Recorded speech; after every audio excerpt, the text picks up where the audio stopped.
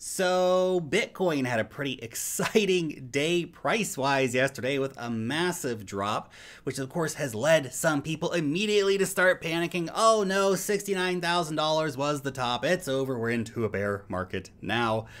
I don't think that is the case. I'll lay out my case for that in today's video. Also, some terrifying inflation news that makes you realize why you need to have some Bitcoin in your portfolio. My name is Lark. Every day I make videos talking about cryptocurrency investing. So if that's a topic you'd like to learn some more about, maybe just stay up to date with, then you should definitely subscribe to the Lark Davis channel. Also, if you can take a quick second to tap on that thumbs up button, just for the YouTube algorithm, I would massively appreciate it. And obviously, anybody who would like to receive a notification when I put out a new video, click on that notification bell. By the way, if you are a cryptocurrency trader, you have got to get yourself an account over on Femex. It is the best exchange for longing and shorting a wide variety of the top cryptocurrency assets. Bitcoin, Ethereum, Polkadot, Cardano, Solana, Chainlink, whatever your fancy is, they've got it for you to trade. Use the link down below to start your account. You're going to get 10% off of your trading fees and up to $1,200 in trading bonuses. Now let's go ahead and take a look at the charts. This blew my freaking mind yesterday when I was looking at this chart and just wow. Of course, we had this beautiful green candle came right up. Bitcoin got up just over $69,000 and smash, down we went. And where did we go? Oh, to retest the breakout line. So of course we had this big beautiful triangle here, right there, nice. And this top line here was acting as our line of resistance. Had a beautiful, dramatic, big breakout and a dramatic retest. Right on the line. I love it. That's beautiful. That is beautiful. Now, a breakout and retest like that is a technically bullish thing, retesting the resistance and then pressing higher. Hopefully, that tends to be a bullish move here for Bitcoin. But that kind of scary drop gets a lot of people freaked out. They start going, oh no, this is the end. That's it. It's all over. Bitcoin's going to zero again. Of course, just to put it in perspective, there was just a 9% daily drop for Bitcoin.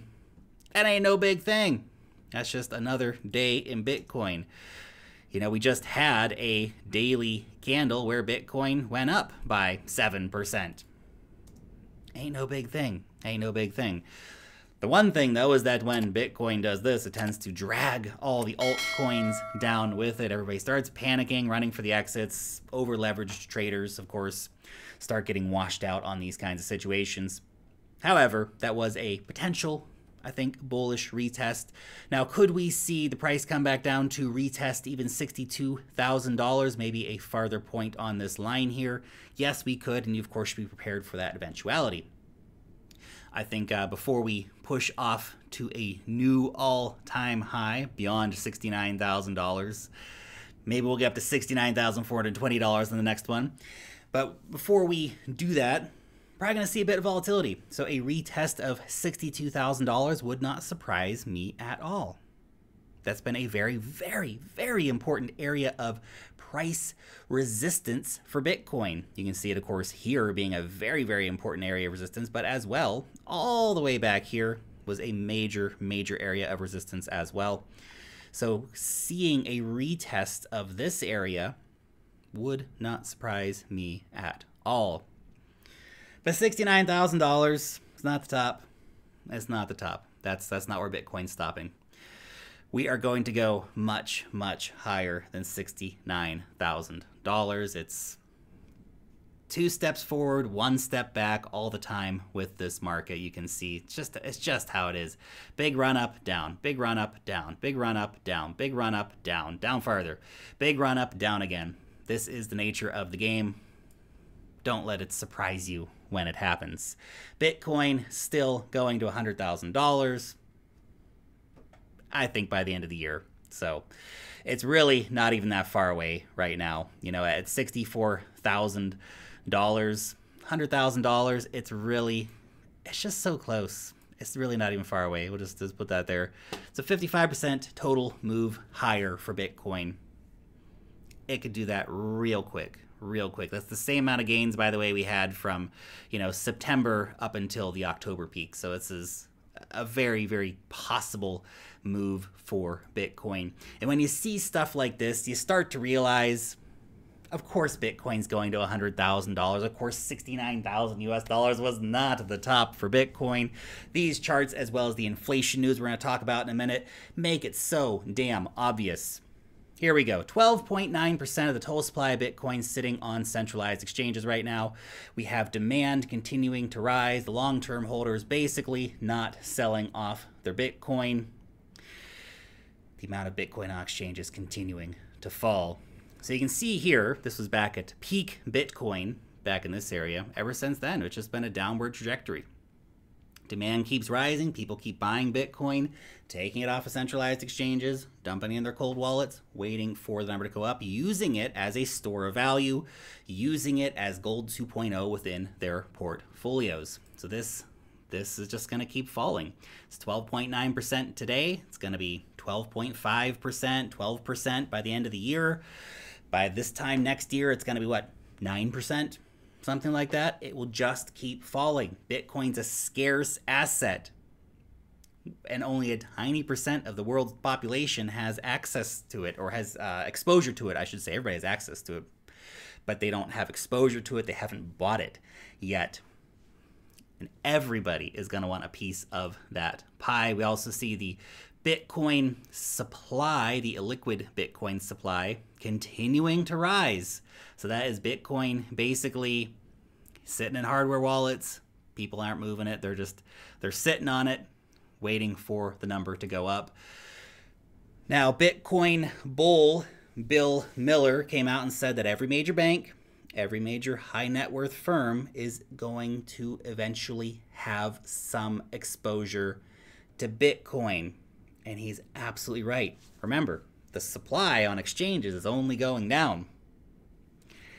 Here we have a situation where every major bank, high net worth firm, public fund, private fund, company, millionaire, billionaire, people with hundreds of thousands, middle class families, pension funds, endowments, family offices, your local Rotary Club, I don't know.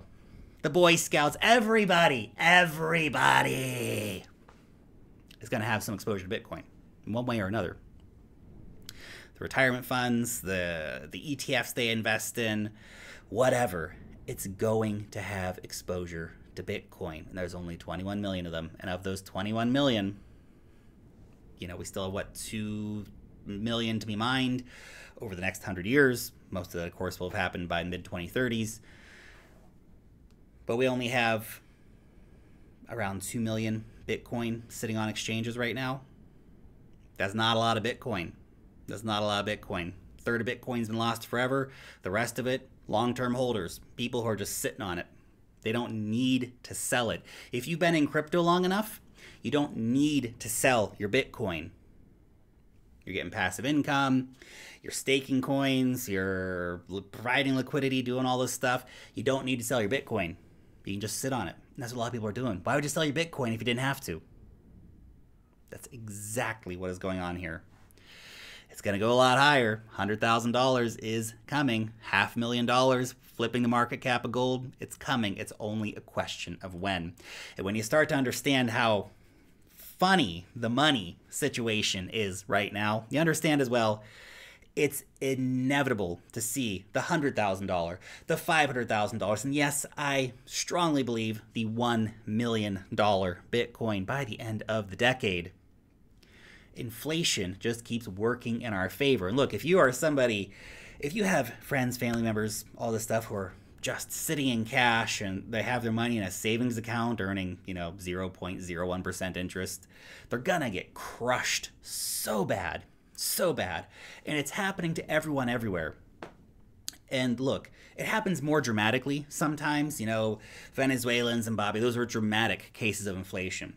But we've also seen a lot of other countries, Lebanon, Turkey, Sudan, Nigeria, Argentina, others, dozens of others, that have suffered from not Zimbabwe, Venezuela style inflation. Not that bad, but 50% in a year, for example, that's bad. That's bad. That's really messed up. Half your savings gone in a year. Whew. It's a magic trick. Central banks are magicians. They make your wealth disappear.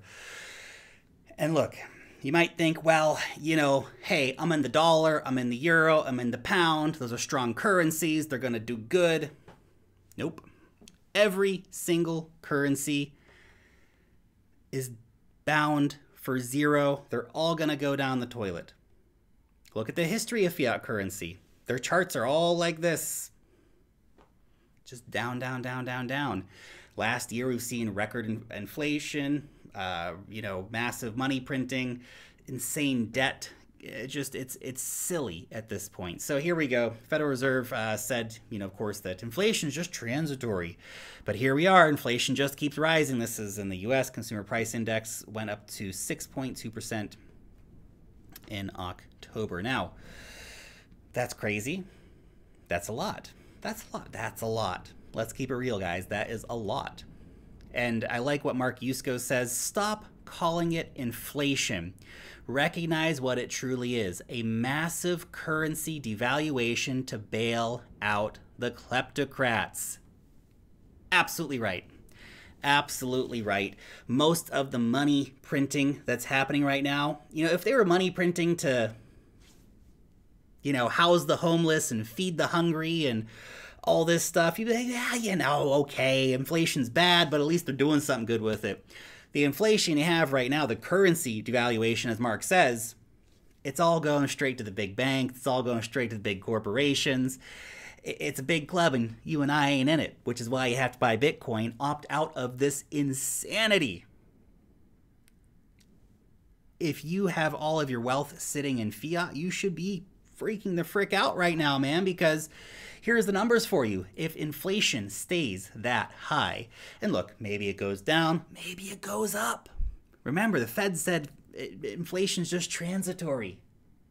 And they've been saying that for 15 years, something like that. It just keeps going up. At 6.2% inflation rate, assuming it doesn't go up or down, you lose half of your wealth stored in fiat every 11 years. So your $100 today will have half of the purchasing power in 11 years' time. Oh, sure, it still says 100 on the piece of paper, but that piece of paper buys half of what it does today in 11 years. You know what your Bitcoin's going to buy in 11 years? A hell of a lot more. A hell of a lot more. Your Bitcoin is going to keep going up. Remember, it's a scarce asset. They're not inflating it. No one's manipulating it. It's math. It's math. It just keeps ticking over. Tick, tick, tick, tick, tick, tick, tick, tick. Blocks keep coming. Bitcoin keeps Bitcoining. It's all predictable math. Digital store of value. Gold 2.0. If you want to escape the insanity of fiat inflation, currency devaluation that's going on, you should have some Bitcoin. I feel like it's irresponsible not to have Bitcoin at this point, because the only real risk over all this time with Bitcoin has been not having Bitcoin. Anyway, just my 2 Satoshis for the day. Your question, is inflation something that you actually think about? Is it something that worries you? Are you seeing the results of inflation around you in your life as well? This is something I think very interesting. Have you noticed the price of stuff going up? Has, the price of food going up, the price of gas going up? Is this something you're paying attention to? Is it something that's affecting your life already? Let us all know down below in the comment section. Thanks so much for watching today's video, and peace out till next time.